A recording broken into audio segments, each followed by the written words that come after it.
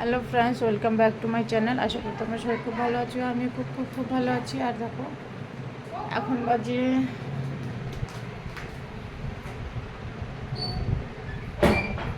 1টা বাজতে 2-3 মিনিট বাকি আছে। আর শরীরটা খুব ভালো না, জানো তো। আজকে সকালে উঠে রান্না করে ছেলে মেয়ে টিফিন প্যাক করে দিয়ে শুয়েছিলাম। দেখেছো, বাসন টাসন কিচ্ছু মাজেনি, এরকমই আছে। পুরো ঘর দেখো বিছানো আছে, ঘরে উঠাইনি। আর আমাদের ঘরে ব্যাগটা খোলা হয়েছিল, ওই জন্য নিচে বিছানা করে শোয়া হচ্ছে কিছুদিন। তো ব্যাগটা লাগাবে, কালকে রং করলো, ওই জন্য বলছে রং করে একবারে লাগাবো। তো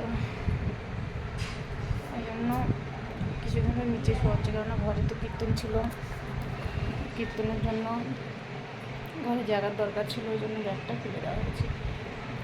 আর কিন্তু ভাড়া বাড়ি তোমরা জানেন যে একটা রুম নিয়ে খুব প্রবলেম হয়ে যায়। তো সেই হিসাবে আমরা মানে করছিলাম, ব্যাগটার ওই ঘরের জিনিসপত্র একটু কিছু কম করে দিই, দিয়ে কীর্তনটা করি। আর বারান্দায় হয়তো।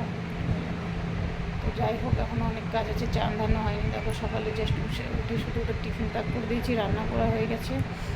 আর এমনি শুধু বাসি ঘরটা ঝাড় দিয়েছি, মুছিও নিয়েছি। তো খুব খারাপ লাগছিলো, ওই জন্য শুয়েছি। কানের জন্য জ্বর চলে আসে, জানি না কানটায় কী হয়েছে। এখান থেকে নিয়ে পুরো এতটা ব্যথা করে। এর আগেও কানের ডাক্তারকে দেখিয়েছিলাম, এক্সরে করেছি, সব কিছু ঠিক আছে। কিন্তু আবার ওষুধ খাওয়ার পরে কিছুদিন ওষুধ খেলাম, তারপরে আবার শুরু হয়ে গেছে। তাই বুঝতে পারছি না। আজকে আবার যাবো ডাক্তারের কাছে, দেখি কী বলে। চলো যতক্ষণ কাজগুলো সেরে নিই, কারণ পুরো কাজ পড়ে আছে। বাসন দেখতে পাচ্ছ সিঙ্কের মধ্যে, আবার বিছনা উঠাবো নিচে থেকে, আবার ঘর মুছতে হবে, চান করবো, পুজো দেবো। ওই যে সকালে ছেলে মেয়ে চান করে একটু দিয়ে যায়, তো দুপুরবেলা তো আমাদেরও ভালো লাগে না, না। তো যাই হোক, চলো। এইমাত্র উঠে চা খেলাম, সকাল থেকে চাও খাইনি, মানে এতটা খারাপ লাগছে। চা খেলাম, খেয়ে যে কাজ শুরু করবো, করে তারপরে রান্ধান করে পুজো করে তারপরে তোমাদের সঙ্গে আবার কথা বলছি। এই দেখো আমার কাজ কমপ্লিট। এই যে বাসন খোড়া মাজা হয়ে গেছে, ঘর মোছা হয়ে গেছে। এই যে এখন জামা কাপড় আসলো, এগুলো ভাঁজ করবো। এগুলো যেন 3 দিন ধরে ধুয়ে শুকছে। কেন জানো, রোদ নেই, এখানে বৃষ্টি হচ্ছে, সেরকম রোদ হচ্ছে না, বৃষ্টি হচ্ছে, তাই 3 দিন ধরে ওগুলো শুকোর। মানে ফাইনালি আজকে অর্ধেক জামা কাপড় শুকলো, এখন অর্ধেক বাকি আছে। আর যে বলছিলাম না খাট রং হচ্ছে, এরকম সব খাটের পাট আলাদা আলাদা আলাদা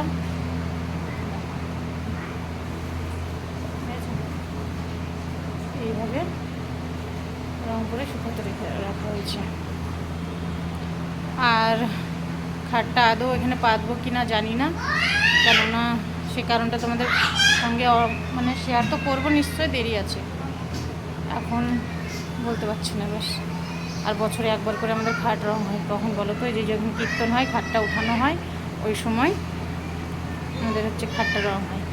আর তাহলে চলো আমি চান টান করে নিই, পুজো করে নিই, তারপরে কথা বলবো। এই যে আমার বোন জামা কাপড় ধুচ্ছে কাজে থেকে এসে। প্রতিমা টাকা হাই করে দে, বলছে উল্টা হাত দিয়েছে। আর অন্ধকার দেখছো তো, বাউন্ডারটা কত অন্ধকার লাগছে দেখে। সত্যি আমাকে এক এক সময় নিজেকেই মনে হয় আমরা গুফাতে আছি। তো চলো, আর এই যে পাশের ঘরে সোনু, এই দেখো আমাদের সোনুটা কি করছে দেখেছো? ফ্রিজ খুলে ওর মধ্যে ঢুকে কি করছিস রে? মিষ্টি খাচ্ছে, তোমাদের দেখাচ্ছে, দেখছো? হাই করে দে, হাই।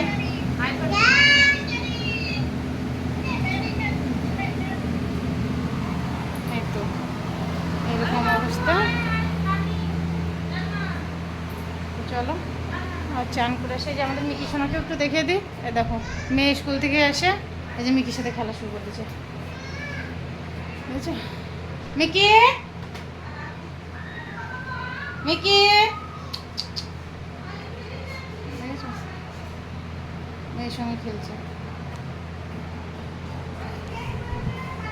আর এই ঘুরে ফিরে এই যেখানে রান্না করে মানুষ দাঁড়িয়ে থেকে রান্না করে সেই জায়গায় গিয়ে বসে থাকবে, জানো, শুয়ে থাকবে।